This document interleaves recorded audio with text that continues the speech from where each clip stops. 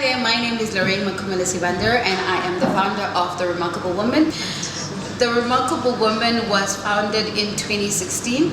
Initially, it had a very cute, sexy name. It was called Bring Sexy Back, purely because at that stage in my life, I realized that women were having conversations about womanhood in isolation. There wasn't a platform where we all could come together and talk about womanhood, talk about our journeys in the business space, talk about our journeys in the corporate space, but just really a space where we could be girls, have some wine and just catch up and still pour into each other. Over the years, it changed as I too changed as a woman, having hustled my way as a publicist, working with celebrities and also working in the corporate space. I then realized that I was changing.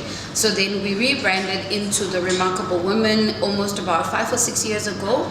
And this year it will be our 6th installment for the Remarkable Woman Luncheon. Now that we have rebranded and our voice is completely different, our target audience is also completely different. It's really a space for women who've come to be their own, women who understand what they stand for, who know their values, and are also trying to attract similar women who are walking on the same pathway that they are. Women's Month means a lot to me. I wish we actually had 3 months in the year that we actually dedicate to women. I know the men hate it so much and they get so jealous because all the attention is always on us for that one particular month. But truth be told, we've come such a long way as women. We come from lack of empowerment, not being given the right to education, not being given access to equal opportunities as the male child or men in particular. So now that we have the opportunity to do something about it, there's still a lot of education that needs to happen. Gender disparity is still a very big thing in our communities. The United Nations has done such a lot of work to actually educate women in the communities, women in leadership, women in corporate, as well as women in entrepreneurship in terms of the gaps that are still identified in our communities. I think the women who brought us here, right, and created the pedestal that all of us are using as a soft landing, which is what we've come to know and celebrate as Women's Day in South Africa, taught us a lot of things. If we really had to take a playbook, we would need a day to actually dissect everything that the women stood for. A couple of things that come to mind are unity. They were united in the cause. Everybody played a role. Everybody understood what we like to say, assignment. We like to coin that term, oh, you understood the assignment, she understood the assignment. We say it so lightly and so casually, but really it is what it meant at that particular time. Every single woman understood the assignment, be it married women, be it single women, be it women who were mothers, be it young women, be it mature women. It didn't matter.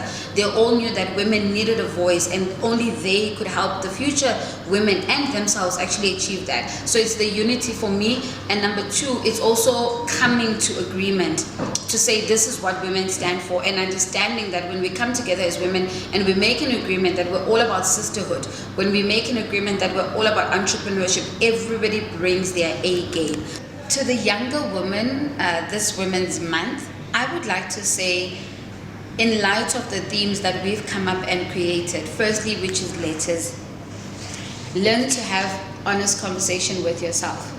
When I was a teenager, journals were a very big thing. In fact, they're not called journals, they're called diaries. And they used to have a tiny little log pad. I don't know if those still exist, okay?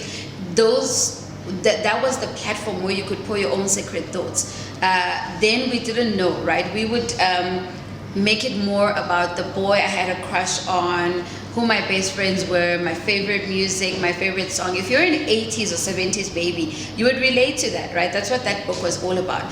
But in hindsight, as you get older, you realize that that's a beautiful place to craft a letter to yourself, to say who are you becoming, where do you wish to see yourself. So I would encourage you to learn to write letters to yourself, to learn to have conversations with God about your dreams, about where you see yourself. Curate the life, right? Take it from here, take it out of your heart and put it into paper form so that it exists and you can visualize it and you can see it, as opposed to keeping it and internalizing it, right? You can create something, but out of sight means out of mind. So I would encourage you to do that. Secondly, when we speak about legacy building, it doesn't matter if you're at university or if you're an intern at a corporate company. you are now in a very great position to decide who you want to become.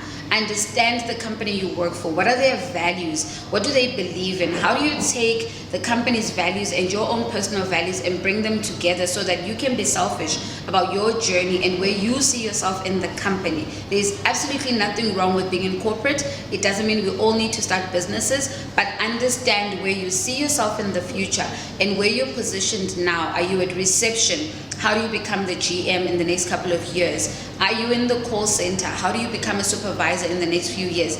There is nothing that you cannot achieve. You just have to put your mind to it, but that begins with understanding your purpose. And lastly, when we speak to the light theme, like I said, you can achieve anything that you want to, but you have to be honest with yourself and be very confident in your dreams. Sometimes our dreams scare us. We don't believe they'll come to fruition because no one thinks like you. So sometimes you're scared to tell the next person, or you have told somebody and they've made fun of your dreams because it seemed too big and unattainable. But you are the biggest stakeholder of the dream. Therefore, you have to make the sacrifices.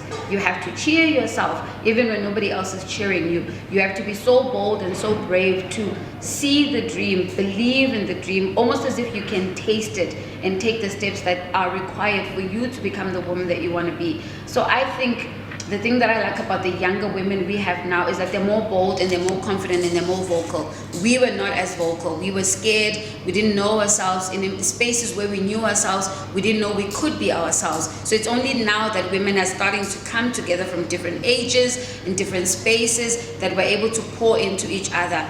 My nieces are young, we can have conversations about dating, and I'm not shy to do that. But my aunties were not open to talk about dating when I was at that age. So we've come a long way, and I think the young woman is the woman who's really going to take us to the next stage where we want to be and where we see ourselves as women.